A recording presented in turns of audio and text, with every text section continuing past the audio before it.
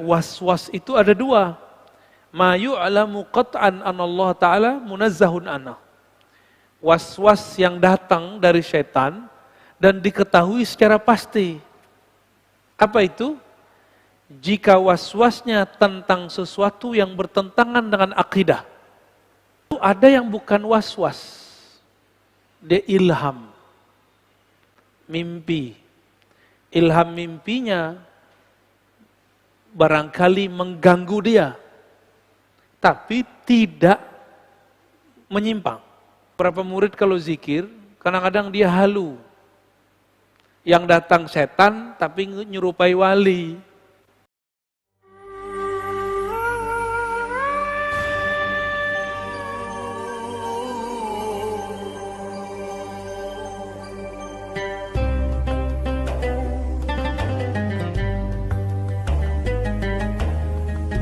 Kita masuk ke bab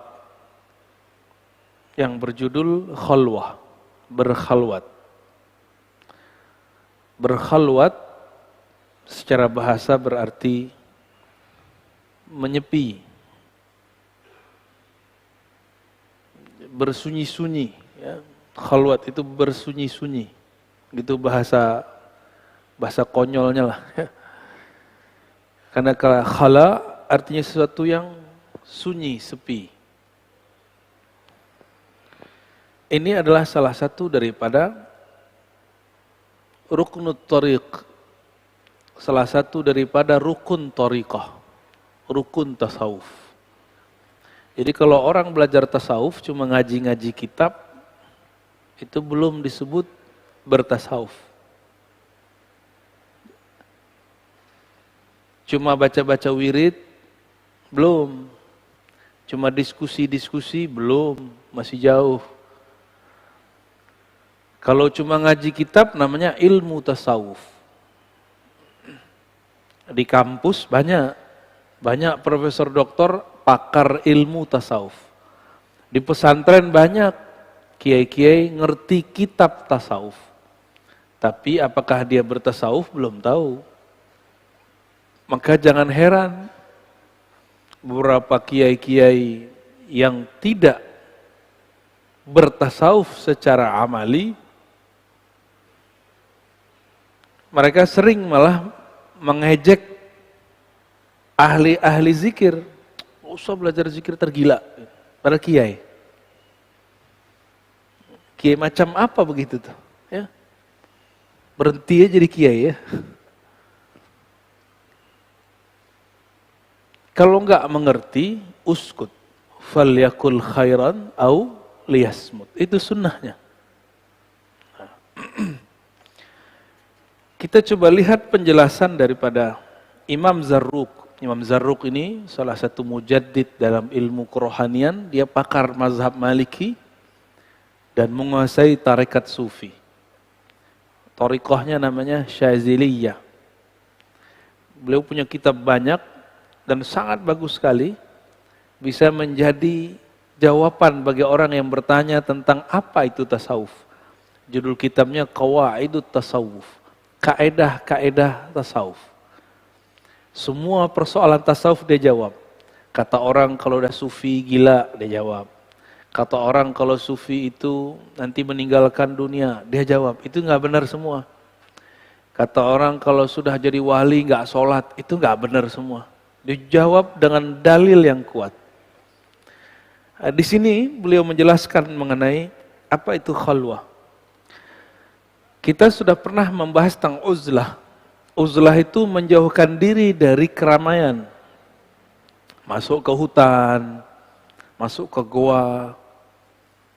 Itu uzlah. Salah satu perintah di akhir zaman, kalau tidak mengerti peta fitnah akhir zaman, dianjurkan untuk uzlah. Ke gunung-gunung, ke hutan-hutan, supaya tidak terkena kekacauan akhir zaman. Cuma dasar iblis berbaju ustadz, manfaatin ustadz yang bahas akhir zaman. Akhirnya mereka sekarang lagi buat rumah akhir zaman. Gimana buatnya?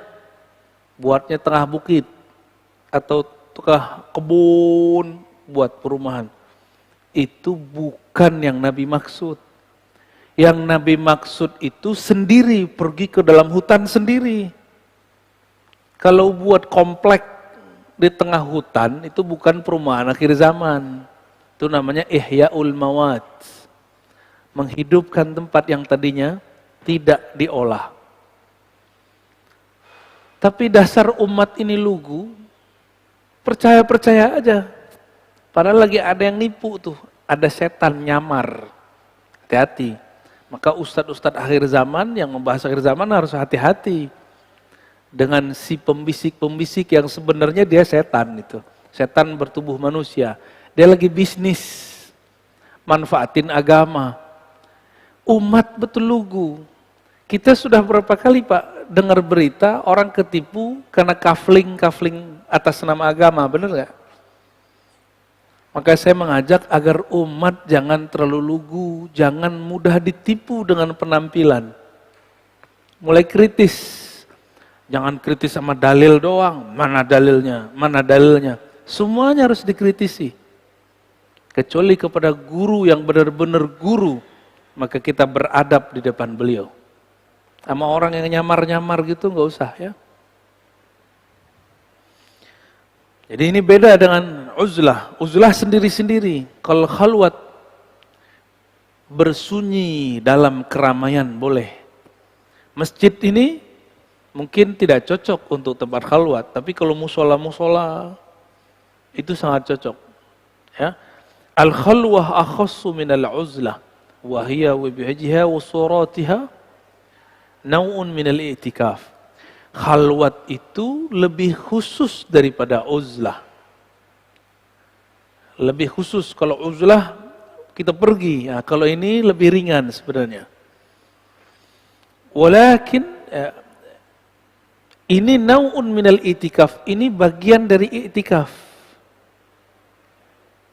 Jadi sebenarnya bisa di masjid seperti ini, lantai 2 ini sebenarnya bisa dipakai i'tikaf. Dan gak mesti bulan puasa. Karena bulan puasa, mohon maaf ya Pak Pengurus, yang nyeting i'tikaf bukan ustadz. Akhirnya ala-alaan, tahu ala-alaan. I'tikaf, tapi isinya bukan i'tikaf. Nabi i'tikaf bulan puasa 10 hari terakhir. Apa yang Nabi buat? Nabi membuang semua aktivitas duniawinya. Handphone disimpan pastinya, ya. Itu bid'ah itu, lagi i'tikaf kok masih pakai handphone. Apalagi kajian dikurangi. Cukup kajian-kajian yang mengarah kepada tazkiyatun nafs, merawat kolbu. Itu harus dikurangi. Jangan banyak muzakarah. Pengajiannya cukup 2 kali aja, pagi atau malam gitu. Atau sore sebelum berbuka. Jangan banyak-banyak. Banyakin waktu untuk tafakkur, untuk zikrullah, untuk khataman Quran, untuk sholat. Kita ini 11 bulan udah kebanyakan pengajian, ngamalinnya belum. 10 hari aja ngamalin. Maka ada namanya kurikulum i'tikaf. Nanti kalau mau buat i'tikaf di sini saya kasih kurikulumnya dan saya ijazahkan. Nanti kita ada namanya risalatul i'tikaf, risalah i'tikaf. Ada panduannya dari bangun tidur sampai mau tidur lagi. Bahkan kalau perlu nggak usah tidur. Cuma 10 hari. Dan seumur hidup saya, itulah hari-hari terindah selain mengaji ma'rifatullah. Jadi hidup saya 2 aja. Ngaji ma'rifatullah itu nikmat sekali. Yang kedua i'tikaf. I'tikafnya sudah nggak ngajar. Jadi nggak direcokin lagi sama jamaah. Kalaupun ngajar, yang kita ajarkan itu panduan i'tikafnya. Ngapain lagi i'tikaf? Ini zikir yang diamalin, ini adab yang dipakai. Itu nikmatnya bukan main. Kalau orang bilang lagi kasmaran, hanya aku dan engkau. Itulah yang terjadi kalau lagi itikaf. Hanya aku dan engkau ya Allah. Nikmatnya bukan main. Man lam yazuk lam ya'rif. Yang enggak tahu, enggak pernah coba, enggak akan pernah mengerti. Tapi kalau yang pernah coba itikaf Allah itu, mengerti maksud saya. Ya. Nau'un minal itikaf. Dia salah satu bagian yang mirip dengan itikaf, bedanya tidak mesti di masjid. Jadi khalwat itu boleh di tempat yang di rumah. Di rumah kita ada ruang sholat, boleh. Cuma kalau di rumah kayaknya susah ya. Baru mau putar tasbih, anak datang. Kalau enggak, emaknya anak. Kalau nya ibu-ibu, bapaknya anak-anak datang. Neng. Jadi nggak jadi.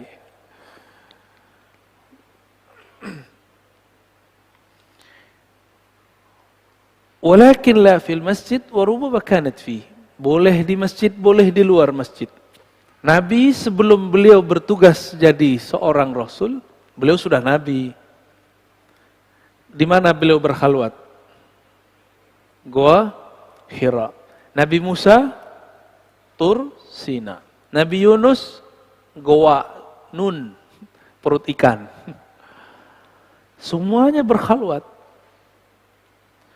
Maka saya sangat menyarankan kepada santri-santri yang berdikadar jadi da'i, dia harus belajar khalwat kepada mursyid-mursyid thariqah. Supaya mata nggak hijau melihat amplop, sama ngelihat jamaah. Bagi dia sama aja, mau jamaah banyak, mau sedikit sama.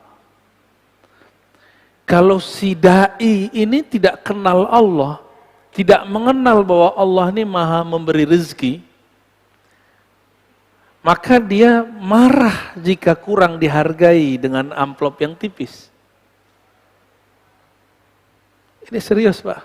Tapi kalau dia kenal Allah, dia datang ke suatu tempat, bahkan gak dikasih apresiasi apa-apa. Gak dikasih honor, apa. Dia tahu rezekiku tidak kemana. Berarti setelah ini akan ada ghanimah di tempat lain. Itu kalau dia kenal Allah. Cuma kalau gak kenal Allah, ya salam. Jadi masjid dipandang lewat amplop. Mohon maaf, ini curhat para ustadz. Ya orang masjid jangan uji juga ustadz. Antum bukan yang uji ustadz, yang uji ustadz itu Allah langsung ya. Tapi kalau itu kejadian para da'i, dia kalau sudah sering berkhalwat bersama Allah, maka dia akan lebih kenal kepada Allah. Kalau dia sudah kenal Allah, dia sudah tahu pola-pola Allah memberi rezeki. Ya. Jadi jangan jadi ustadz da'i penceramah dulu kalau belum pernah khalwat. Minimal 40 hari, 10 hari, 10 hari, 10 hari, 10 hari. Ya, mau jadi ustadz kan? Khalwat dulu, ini santri saya nih. Dulu belum bisa baca kitab, sampai bisa baca kitab. Nggak ngerti di luar. Bahasa Arabnya sama kayak orang di luar negeri. Kelas 5 itu kelas berapa tuh? Kelas 2 ya. 2 SMA atau kelas 1 SMA saya udah ngajar pakai bahasa Arab. Mereka itu. Cuma kita kasih tahu dari dulu. Ustadz itu nggak hanya bisa baca kitab kuning. Nggak hanya yang bisa bahasa Arab. Kalau bisa bahasa Arab doang, orang Arab baru lahir bisa ngomong bahasa Arab. Bener? Ya, yang tinggal di Condet mah bisa pakai ane ente, kif haluk, ya bisa. Bukan itu. Ad-da'i ilallah. Orang yang mengajak kepada Allah adalah orang yang tahu jalan kepada Allah. Saya mau ngajak Bapak Ibu ini ke puncak, tapi nggak tahu jalan ke puncak, diajak ke Banten. Kebetulan di sana ada namanya puncak. Tersesat nggak? Muter-muter nggak? Oh itu kejadian. Saya datang ke suatu tempat, kita bilang ke sopir angkot, Pak, saya mau charter Anda, tapi kamu tahu nggak alamat ini? Oh, saya tahu. Beneran, tahu. 3 kali saya nanya. Oh saya tahu, kita diajak ke selatan padahal kita mau ke utara Pak. Itu kejadian. Maka da'i ini ada dua. Ad-da'i ilallah, da'i kepada Allah, ada da'i ila ghairillah. Ada da'i yang mengajak kepada selain Allah, yaitu ingin memperkaya dirinya, ingin memperbanyak jamaahnya, membangun branding-branding yang enggak penting, yang tidak asasi, ya. Taib. Wa aktsaruha 'indal qaum la haddalah, lakin sunnah tushiru ilal arba'in bi muwa'adati Musa alaihissalam. Berapa lama iktikaf atau khalwat itu? Tadi saya nyebutnya berapa? 40 hari. Ditulis pada sini. Sebenarnya la hadda 'indal qaum. Ulama-ulama ahli zikir tidak pernah membatasinya. Namun idealnya 40 hari seperti Sayyidina Musa. Sebenarnya juga khalwatnya Sayyidina Musa tidaklah 40 hari, hanya 30 hari. Tapi adab yang ada pada Sayyidina Musa, beliau nggak boleh siwak, nggak boleh gosok gigi. Begitu di riwayatnya. Selesai berkalam-kalam dengan Allah, itu Nabi Musa nggak tahu makan apa enggak atau 30 hari. Udah sama Allah aja. Tiba-tiba berhenti dialog dengan Allah, dia merasa mulutnya bau. Maka dia ambil akar siwak, dia bersihkan. Berarti dia masih sibuk kepada selain Allah. Maka turunlah Sayyidina Jibril bawa perintah dari Allah, "Hai Musa, sempurnakan 10 hari lagi." Jadi para nabi itu dulu kalau melanggar adab, itu tambah itikaf 10 hari, satu adab. Itu nabi dahulu Pak. Kalau ulama sekarang zamannya rukhsah. Bener, mau dirukhsah ya. Tapi masih ada kiai kita yang ketat. Ya, di Banten ada Abu Yamun Fasir ya. Itu kalau datang cuma minum air putih. Berapa hari? 14 hari. Ajib. Itu beliau orang lama hidup di zaman modern gitu-gitu. Paham gak maksudnya? Itu orang harusnya hidupnya di zaman sebelum Nabi Muhammad. Tapi adanya sekarang, Pak. Itu yang disebut salaf beneran tuh, ya. Orang salaf tuh begitu. Ini salaf, giliran ini itu bid'ah, ya. Kerja bakti bid'ah, makan-makan bareng-bareng nggak bid'ah. Itu beliau minum air aja Pak santrinya. Dan santrinya nggak kabur tuh. Mereka dengan senang hati melakukan puasa, riyadhah, membuang hajat kepada makan dan minum. Hidup-hidup aja tuh beliau malah sehat ya. Lebih sehat dari kita yang makan. Jauh lebih sehat dari ente tuh badannya tuh.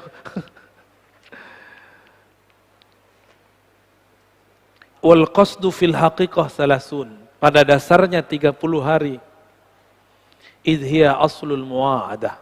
Karena pada dasarnya dari 30 digenapkan menjadi 40 ya.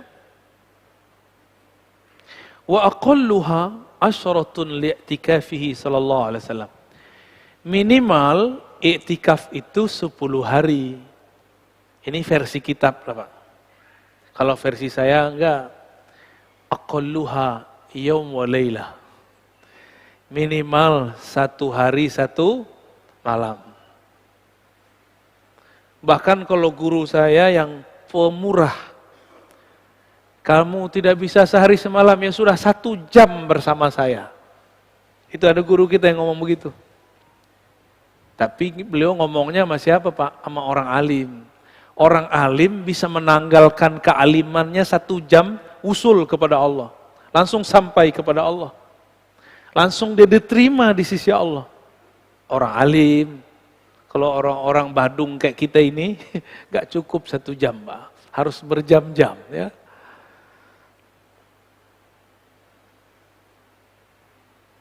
Apa tujuannya? Tathhirul qalbi min adnasil mulabasah. Membersihkan kolbu dari kotoran yang disebabkan jika kita bergaul banyak dengan orang.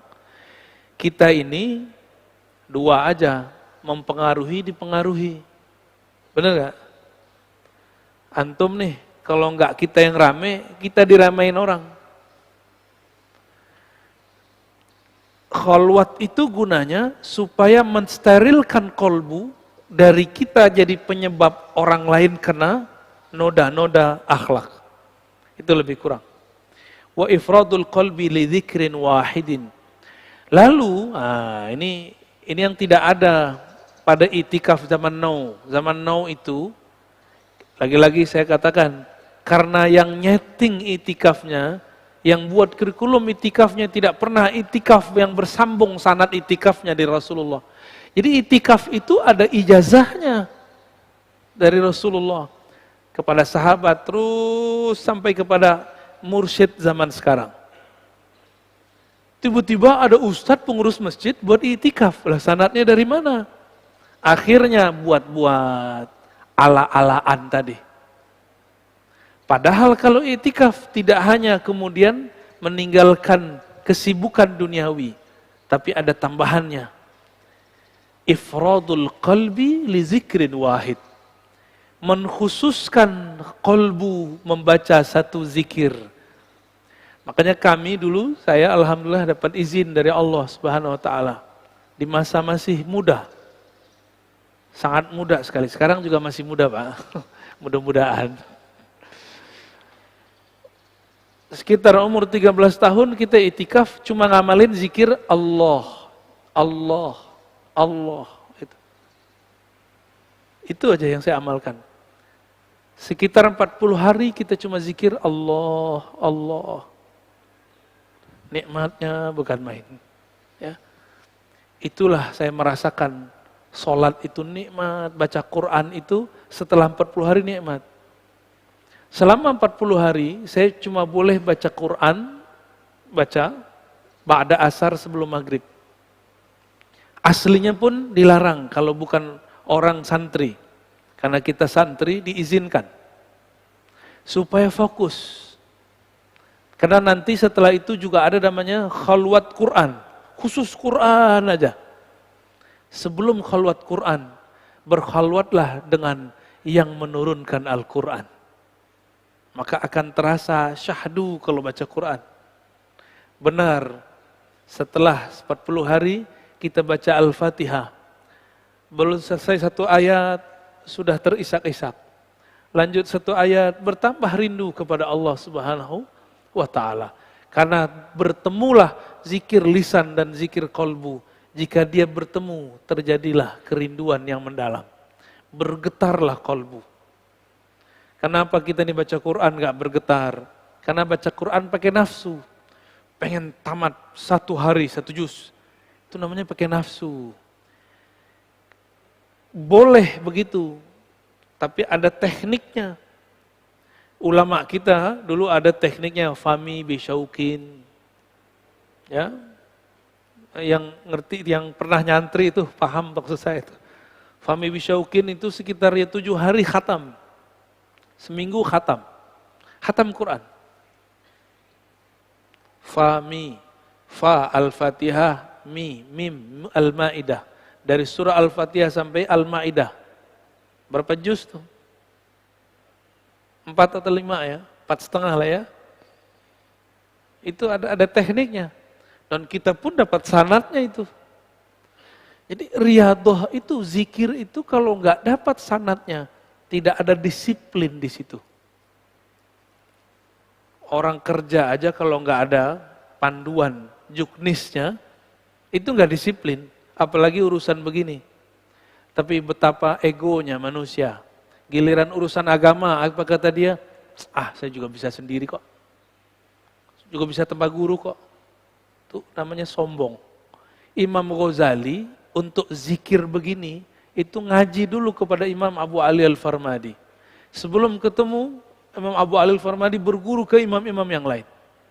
Imam Abu al-Falmadi berguru kepada Imam Kushairi, pengarang kitab Ar-Risalah Kushairiyah. Imam Kushairi sering tahan penjelasan. Maka Abu al-Farmadi minta izin. Wahai Tuhan, izinkan aku ngaji kepada kawan engkau yang di luar kota. Namanya Abul Qasim Al-Kharkani. Maka dia pindah ke sana. Semua masalah batin dia diselesaikan oleh Imam Al-Kharkani. Abu Ali Al-Farmadi ulama besar. Karena dia besar, muridnya juga ulama besar. Imam Abu Hamid Al-Ghazali. Jadi orang, Pak. Jadi orang tuh Imam Ghazali. Karena berkah yang mendidik dia orang besar. Kita yang didik diri kita sendiri, kita belum tentu wali. Akhirnya gak jelas. Ya. Apa kata beliau? Ifradul qalbi li dzikrin wahidin wa haqiqatin wahidah. Melatih kolbu berzikir dengan satu zikir, satu kalimah. La ilaha illallah saja, Allah Allah atau Rahman Rahim, Rahman Rahim, Rahman Rahim, atau solawat aja. Ini tergantung dari gurunya. Tergantung dari gurunya. Ini Bapak Ibu ini kan sudah banyak dapat ijazah zikir dari kiai ustadz. Bingung nggak mau ngamalin dari mana? Ini subhanallah dulu, alhamdulillah dulu. Bingung. Karena belum jadi mursyid. Kalau mursyid bisa buat kurikulum sendiri. Ya. Apalagi kalau wali. Kalau wali dia zikir ngikutin ilham. Sekarang zikir ini, besok zikir itu. Zikirnya sudah ada dari Nabi semua. Tapi mana yang akan kita pilih? Itu kalau wali dia sudah tahu mana jalannya kepada Allah Subhanahu wa ta'ala. Tapi wali jadi wali karena dia berguru kepada wali Allah Subhanahu wa ta'ala. Kita kan baru wali murid, Pak. Ya. Sama wali PA. Jadi nggak usah sok-sokan kemudian melatih diri sendiri. Mesti berguru. Apa kata beliau? Walakinnaha bila syaikhin mukhattarah. Kalau engkau tidak punya mursyid, guru, mentor, murabbi yang membimbing, ini sangatlah berbahaya. Makanya saya sering sindir di sini. Orang Betawi sudah punya nabi. Namanya Ahmad Musodek. Itu Ahmad Musodek baca kitab tentang khalwat. Diamalkan di Gunung Salak. Gunung Salak itu mengajib, Pak. Gunung Salaka. Salaka itu kalau bahasa santri itu artinya suluk. Cocok logi. Dan memang itu cocok untuk khalwat. Gunung Salak itu. Namun kalau tidak ada yang membimbing, ya ujung-ujung begitu. Dapat naik pangkat dia. Dari orang biasa jadi nabi. Itulah Nabi ke-26 di Indonesia ya. Masya Allah. Walaha futuhun azim wa qad la tasihhu bi aqwam falya'tabir kullu ahadin biha halah. Khalwat itu, riyadhah khalwat itu ada futuh azim. Ada penyingkapan yang luar biasa kalau dilakukan. Ini ilustrasi. Santri belajar atau siswa belajar di rumah sama di sekolah, beda gak? Sekolah itu sama seperti khalwat. Ada kurikulumnya, ada gurunya. Lebih cepat biasanya anak itu faham di pesantren daripada di rumah. Makanya sampai sekarang kiai-kiai faham. Akhirnya dibuatlah pesantren menjadi tempat isolasi. Maksudnya apa? Jadi anak-anak nggak usah belajar di rumah, isolasikan di pesantren. Maka Bapak Ibu nggak usah sok-sok protokoler. Kalau anaknya pesantren, mas biarin aja di situ. Karena di pesantren itu aman. Jangan sok-sok. Ntar tukang dapurnya gimana? Ntar ininya gimana? Udah itu beres sudah. Ya. Kita yang ngomong begitu, kadang kita lebih tidak protokoler daripada orang-orang di pesantren. Di pesantren udah mereka kuat disiplinnya, kuat juga doanya. Ya. Ada satu majelis, orangnya dempet-dempet terus Pak. Waktu pandemi lagi kenceng, itu majelisnya jalan terus. Amalannya cuma rotibul haddad, rotibul attas. Dan tidak ada satupun majelis, orang majelis kena corona. Tapi ketika majelisnya diliburkan, anggota majelis pada liburan. Pulang-pulang dari liburan menjadi LC, lulusan COVID. Itu kejadian, karena kekuatan zikir. Ketika dia keluar, dia tidak dijaga lagi di zikir. Satu zikir ada malaikat penjaganya. Malaikatnya bukan 1, 2. Malaikat itu per huruf. Bismillahirrahmanirrahim. Itu malaikatnya paling banyak tuh. Maka di Ratibul Atos, Bismillahirrahmanirrahim dibaca 11 kali. Bismillahirrahmanirrahim, Bismillahirrahmanirrahim, Bismillahirrahmanirrahim, Bismillahirrahmanirrahim. Ya? Karena di situ ada asror yang luar biasa. Cuma kita kan nggak ngerti, main baca-baca aja ya. Akhirnya nggak punya adab lagi baca, padahal malaikat lagi hadir. Ini majelis begini aja malaikat banyak hadir, Pak. Maka malu sama malaikat, ya. Jaga-jaga adabnya. Jangan ingat-ingat duniawi di sini, ya. Waqad la tasihhu bi aqwamin. Namun ingat-ingat, khalwat itu tidak cocok untuk sekelompok orang. Contoh, pemimpin sama guru sama karyawan, cocok nggak? Pegawai PNS, cocok nggak? Kecuali dia dapat cuti. Pemimpin kalau berkhalwat, hancur nggak negeri? Ulama, guru kalau berkhalwat, hancur nggak pesantren? Terus aparatur negara berkhalwat, gawat. Oleh karena itu, khalwat ini cocok untuk orang-orang yang punya waktu luang. Kayaknya WFH itu kesempatan khalwat banyak, cuma kan udah mau selesai. Kecuali nanti datang lagi pandemi baru. Ya, antum doa, janganlah.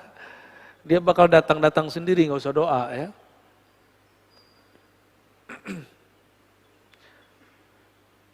Jadi kalau ada mursyid nih, dia punya murid seorang raja, seorang pejabat.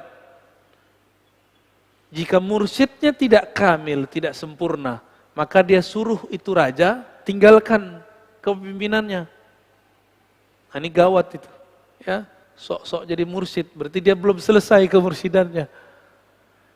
Dia punya murid seorang kiai, lagi gak musim liburan disuruh tinggalkan majelis. Nah, ini terjadi di beberapa tempat. Bubar, pesantrennya bubar. Pesantren bubar, ya. Nah, ini kejadian juga, ini di Thariqat. Begitu saja terjadi di jemaah tabligh, Pak. Ya. Di jemaah tabligh yang saya tahu, tidak boleh mentashkil mengajak khuruj kiai, syekh, muallim, mursyid, dan pengarang kitab. Karena kalau mereka diajak, maka sendi-sendi agama jadi longgar. Betul kejadian, beberapa sahabat kita punya pesantren, diajak khuruj, hancur pesantren, hilang. Mati pesantrennya. Karena memang khuruj asik. Khuruj itu kita dari sini pindah lagi. Jadi pengalaman kita ganti-ganti terus. Kalau di pesantren, bosen Pak ngeliat santri. Oh dia lagi. Tapi betapa kiai-kiai itu sabar. Kadang udah begitu masih dibentak sama orang tua santri. Ini tidak termasuk santri saya.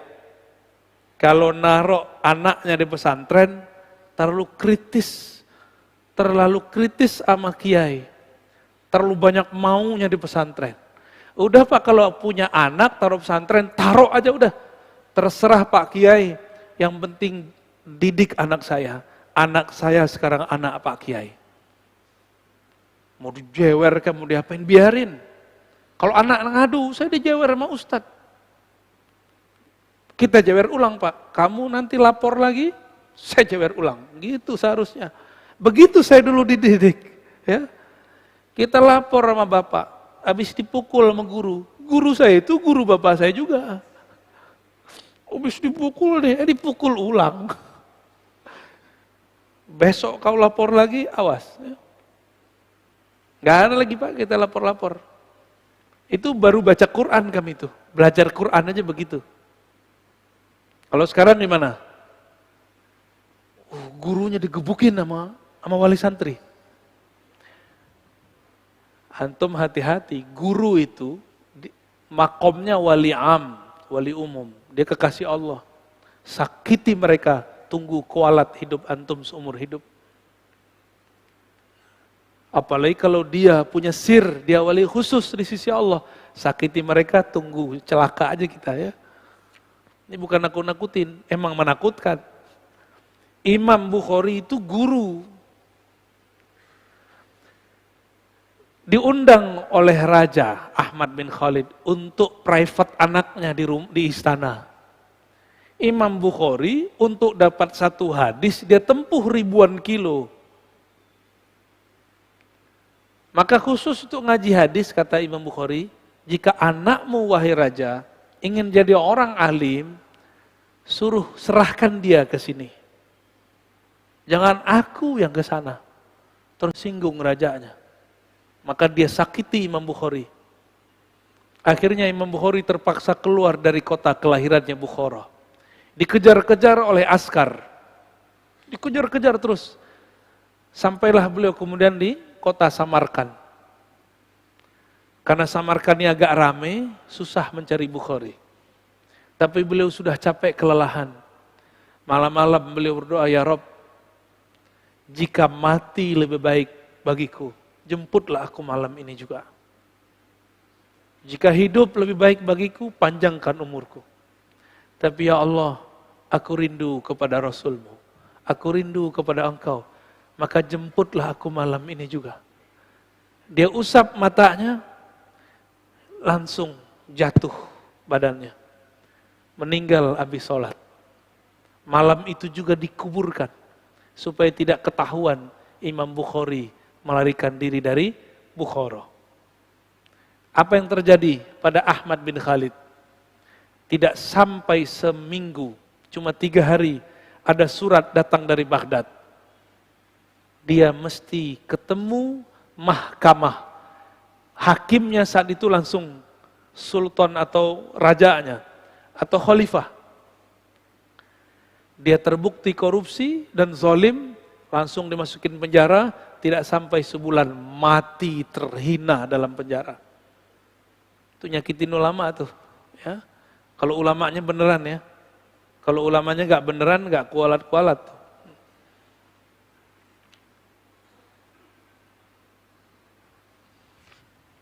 Udah sejam.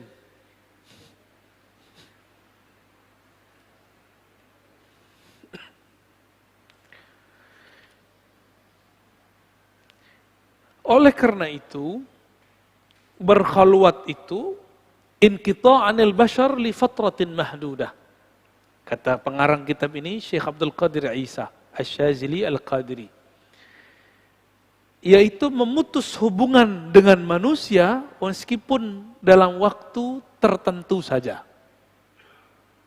Wa tarkun lil a'mal ad-dunyawiyah li muddatin yasirah. Tidak usah khawatir, hanya meninggalkan aktivitas duniawi dalam beberapa saat saja. Ya. Kalau saya bagi Pak, untuk orang aktivis kerja, untuk para pejabat, orang yang aparatur negara, orang-orang karyawan yang nggak mungkin kita membuat namanya kurikulum khalwat sejam, 1 jam semalam. Jadi sa'ah wa'idah fil yaum wa laylah. 1 jam semalam dia berkhalwat. Itu cukup. Kalau 1 jam semalam 30 hari jadi berapa? 30. Itu udah sama kayak dia 1,5 hari setiap bulan dia bersama Allah.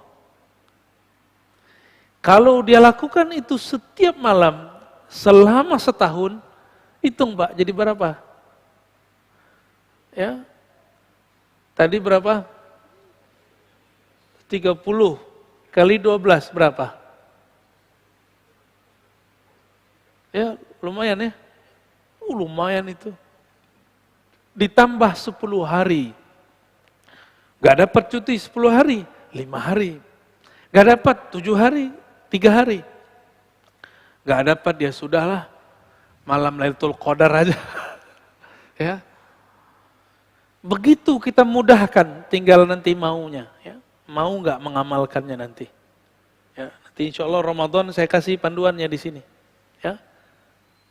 Kasih panduannya, kita kasih daurahnya sebelum Ramadan atau pas pertengahan Ramadan, silakan nanti diamalkan. Insya Allah. Teringetin ya Basit ya. Biar beramal itu ada panduannya. Karena kalau di tempat saya nggak muat Pak. Tempat kita masih kecil. Tempat kita cuma ruku. Nggak mungkin itikaf di situ banyak-banyak. Ya. Semoga ntar ada tempat yang bisa kita jadiin tempat ngaji plus tempat khalwat. Insya Allah. Ya. Jadi nggak hanya ngaji-ngaji doang kita. Tapi kita juga praktek langsung insya Allah. Walaupun cuma 1 jam setiap hari. Ya. Bapak Ibu senang nggak nonton satu judul, ya filmnya kita suka genrenya. Khalwat itu kalau sudah tahu tekniknya mirip kayak nonton, tahu-tahu sudah 2 jam, gitu. Tahu-tahu udah sehari semalam. Ada orang, teman saya, kerjanya nonton terus dibayar Pak. Tahu-tahu udah 2 hari, dapat duit. Kan enak tuh ya. Tapi nggak usah khawatir, kalau ini Bapak bukan lagi cari materi. Berzikir latihan untuk mengosongkan dunia dari kolbu. Karena kebahagiaan kita setiap kali kita mampu mengosongkan selain Allah dalam kolbu. Kolbu itu bahagianya cuma dengan Allah. Ala bidzikrillah tatmainnul qulub. Jika masuk selain Allah, dia kolbu gelisah. Masuk titik baru lagi, digelisah, bergelisah, begitulah terus. Maka setiap kali orang mampu mengeluarkan noda hitam di kolbunya, ini bahasanya agak vulgar, rasanya mirip seperti orgasme. Inilah yang bikin candu dalam riyadhah. Inilah yang bikin candu dalam khalwat. Inilah yang membuat ahli zikir tidak meninggalkan zikirnya. Yang membuat ahli khalwat tidak mau meninggalkan mihrabnya. Ya. Kalau orang tadi nggak mau lepasin nikahnya karena itu kan. Salah satunya, sama ini. Persis sama, bahkan lebih nikmat. Alazzu wa atam. Ya.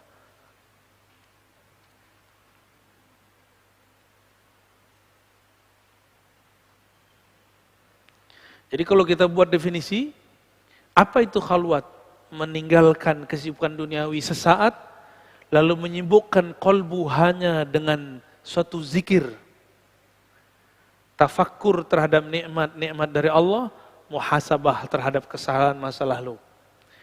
Dan dengan syarat dibimbing oleh seorang guru pewaris Rasulullah Sallallahu Alaihi Wasallam. Jika 3 ini tidak masuk, maka batal khalwatnya. 3, meninggalkan aktivitas dalam waktu tertentu. Berarti handphone tidur nggak? Nah, idealnya kalau khalwat handphonenya ditaruh, disimpan ke mentornya. Cuma dulu kemarin-kemarin kita buat rukhsah, boleh buka handphone 15 menit atau setengah jam sebelum berbuka. Itu sinyal langsung kredit Pak. Tiba-tiba semuanya demam. 15 menit, setengah jam sebelum ini. Tapi apa efeknya? Dalam setengah jam itu mereka lupa kepada Allah. Tapi gimana lagi? Enggak begitu, enggak ada mau khalwat. Enggak apa-apalah, ya. Habis itu kita hantam lagi, hajar lagi dengan zikrullah. 2, yang ketiga apa tadi? Yang pertama meninggalkan, yang kedua tadi zikir khusus, yang ketiga dibimbing oleh seorang guru. Ya, guru ini misalnya punya tim, dibimbing oleh tim-tim dia ini yang sudah punya pengalaman. Insya Allah khalwatnya, itikafnya nanti berefek ke dalam diri. Ya.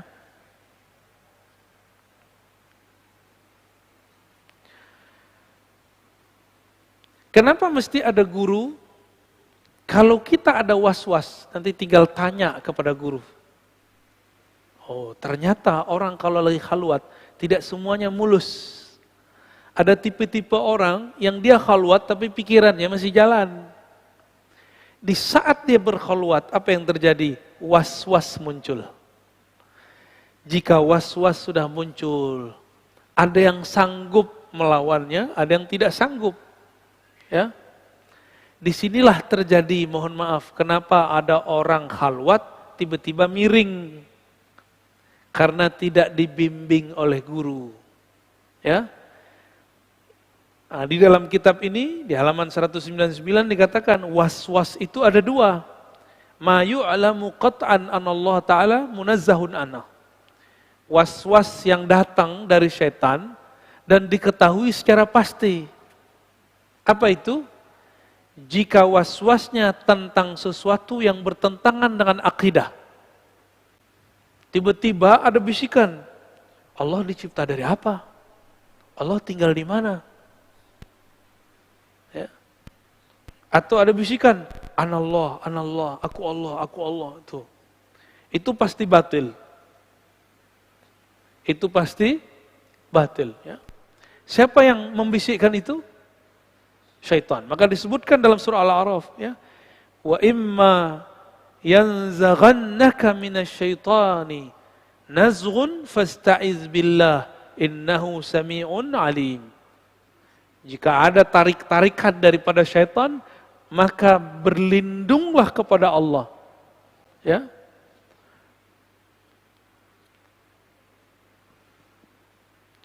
Itu sering terjadi, Pak. Maka untuk melawan ini, Imam Al-Qushairi itu mewajibkan sebelum belajar, sebelum khalwat, wajib belajar akidah Ahlus Sunnah. Supaya nggak mikir-mikir tentang Allah aneh-aneh. Ya.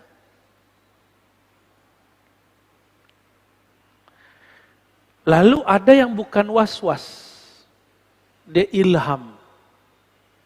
Mimpi. Ilham mimpinya barangkali mengganggu dia, tapi tidak menyimpang. Nah, hal ini harus dilaporkan kepada mentornya. Mentornya harus lapor kepada gurunya. Nanti ketahuan itu, ya. Teruskan ambil atau tidak. Jadi itu ada teknik-tekniknya. Beberapa murid kalau zikir, kadang-kadang dia halu. Yang datang setan tapi nyerupai wali. Bisa, Pak, wali masih bisa diserupain sama setan. Yang tidak bisa diserupain oleh setan cuma Nabi Muhammad SAW. Wali punya korin nggak? Korinnya bisa datang. Tapi Bapak kalau tahu nama ruhaninya si wali, tinggal sebut namanya, maka yang datang pasti dia, bukan korinnya. Maka saya tidak percaya dengan semua mimpi orang atau pengalaman batin orang ketemu Syekh Abdul Qadir, Syekh Syazili, Syekh Ahmad bin Idris Al-Idrisi. Saya nggak langsung percaya. Ya. Nah, ini ada pengalaman. Saya baru dari Banjar asli, Pak. Ini kan Banjar palsu ini, Banjar Wijaya.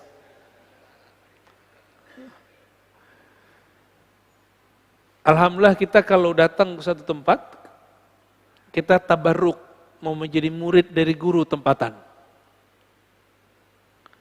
Alhamdulillah Allah pertemukan saya dengan murid dari ulama-ulama yang guru-guru itu dulu favorit saya semua. Di antaranya murid-murid Syekh Yasin Al-Fadani. Namanya Tuan Guru Wildan, ada di Martapura, murid dari Abah sekumpul. Saya datang, ternyata sudah disiapkan ijazah semuanya, padahal kita nggak request. Ijazah zikir, ijazah talqin, ijazah subhah, tasbih itu ada ijazahnya, Pak. Saya dapat beberapa dan dari beliau juga. Ijazah hadis dan kitab hadis. Itu kayak surprise bagi saya. Ketika udah selesai pengijazahan segala macam, ikram-ikramnya makan, saya kemudian cerita. Guru, di sana kiai dipanggil guru, atau Pak Kiai kita panggil. Tuan Guru, sebenarnya saya dulu pernah bermimpi tahun 2013, walaupun sudah terlambat. Bermimpi gurunya dari Tuan Guru, namanya Syekh Muhammad Yasin Al-Fadani. Saya mimpi. Dalam mimpi itu saya minta ijazah zikir atau ijazah kitab-kitab hadis. Ternyata di alam mimpi pun Syekh Yasin tidak terima kalau orang cuma dapat ijazah dalam mimpi. Kalau ijazah mesti ketemu hidup. Padahal beliau sudah meninggal tuh. Ini wali ini kalau ketemu dalam mimpi, jika benar itu dia gak akan berubah dengan masa hidupnya. Gak mau. Kamu ambil dari murid-muridku. Akhirnya, saya bilang, Tayyib Maulana, baik Tuan Guru, saya akan belajar kepada murid-murid engkau. Saya sampaikan itu kepada Guru Wildan. Ya. Ternyata beliau ngomong ke salah satu muridnya yang khidmah kepada beliau. Ketika kami sudah keluar, sudah balik, sudah pulang, jika mimpinya ketemu setan yang menyerupai guru saya, pasti setan bilang, aku ijazahkan kamu dalam mimpi. Tapi jika itu benar ruhnya Syekh Muhammad Yasin Al-Fadani guru saya, maka dia akan mengatakan seperti beliau berkata masih hidup, ya, tidak sah ijazah lewat mimpi. Ijazah itu mesti ketemu hidup. Maka saya dengan wasiat dalam mimpi itu wasiat mimpi loh Pak, pengalaman itu. Saya pakai, ketemu murid Syekh Yasin, walaupun tidak kuliah seperti kita, tapi kan beliau bertahun-tahun dengan Syekh Yasin. Ilmunya di atas semua profesor, ilmu mereka lebih tinggi lah dari kita. Ijazah sanadnya lebih tinggi. Nah, pengalaman itu kita sampaikan, guru ini ngerti. Jadi baru Tuan Guru Wildan ini yang menjelaskan. Ini ciri-cirinya, kalau yang dia temui dalam mimpinya guru saya, pasti guru saya dalam mimpi tidak mengijazahkan. Maka nih siapa saja yang mimpi Syekh Yasin, dijazahkan dalam mimpi, itu bukan Syekh Yasin. Ya, itu mungkin korinnya, ya. Korinnya nyamar jadi Syekh Yasin. Orang minta ijazah, wah enggak enak nolak. Ya.